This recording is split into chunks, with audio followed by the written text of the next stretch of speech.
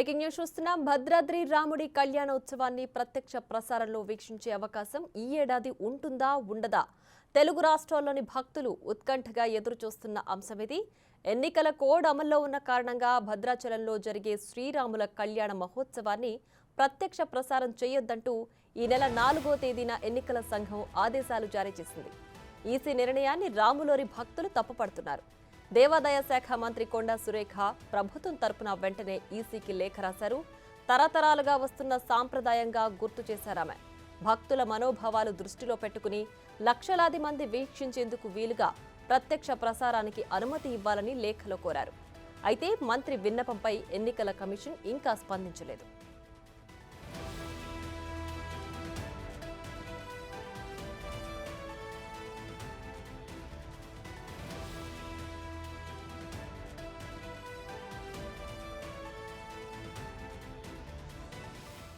ఇక భద్రాద్రి రాముడి కళ్యాణ ఉత్సవాన్ని ప్రత్యక్ష ప్రసారంలో వీక్షించే అవకాశం ఈ ఏడాది ఉంటుందా ఉండదా? తెలుగు రాష్ట్రాల్లోని భక్తులు ఉత్కంఠగా ఎదురుచూస్తున్న అంశమిది. ఎన్నికల కోడ్ అమల్లో ఉన్న కారణంగా భద్రాచలంలో జరిగే సీతారాముల కళ్యాణ మహోత్సవాన్ని ప్రత్యక్ష ప్రసారం చేయొద్దంటూ ఈ నెల 4వ తేదీన ఎన్నికల సంఘం ఆదేశాలు జారీ చేసింది. ఈసీ నిర్ణయాన్ని రాములోరి భక్తులు తప్పుపడుతున్నారు.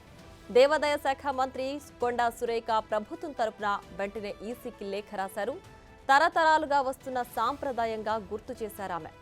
భక్తుల మనోభావాలు దృష్టిలో పెట్టుకుని లక్షలాది మంది వీక్షించేందుకు వీలుగా ప్రత్యక్ష ప్రసారానికి అనుమతి ఇవ్వాలని లేఖలో కోరారు. అయితే మంత్రి విన్నపంపై ఎన్నికల కమిషన్ ఇంకా స్పందించలేదు.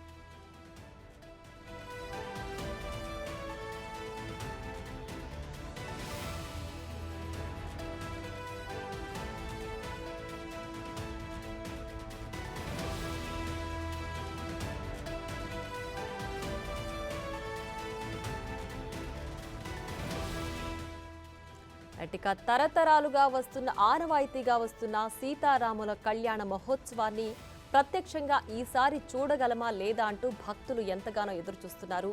అయితే ఎన్నికల కోడ్ అమల్లో ఉన్న కారణంగా ఈసారి భక్తులకు ఇది నిరాశగానే మిగిలే అవకాశంగా కనిపిస్తోంది. ఈసీ దీనిపైన ఇంకా స్పందించలేదు. అయితే ప్రభుత్వం తరపున దేవాదాయ శాఖ మంత్రి కొండా సురేఖ భక్తుల కోరిక మేరకు కళ్యాణ మహోత్సవానికి అనుమతి ఇవ్వాలంటూ కొండా సురేఖ లేఖలో ప్రస్తావించారు. అయితే ఈసీ దీనికి ఏ విధంగా స్పందిస్తుంది అనేది తెలియాల్సిందే.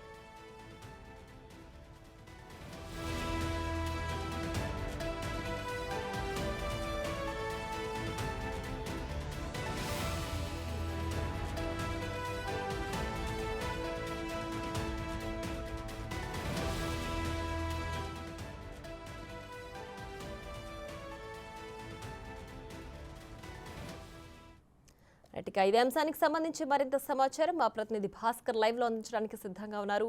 భాస్కర్, చెప్పండి, ఈసారి భక్తులకు సీతారాముల కళ్యాణం ప్రత్యక్షంగా చూసే అవకాశం ఎంతవరకు ఉంది? దీనిపైన ఎలాంటి నిర్ణయం రాబోతోంది?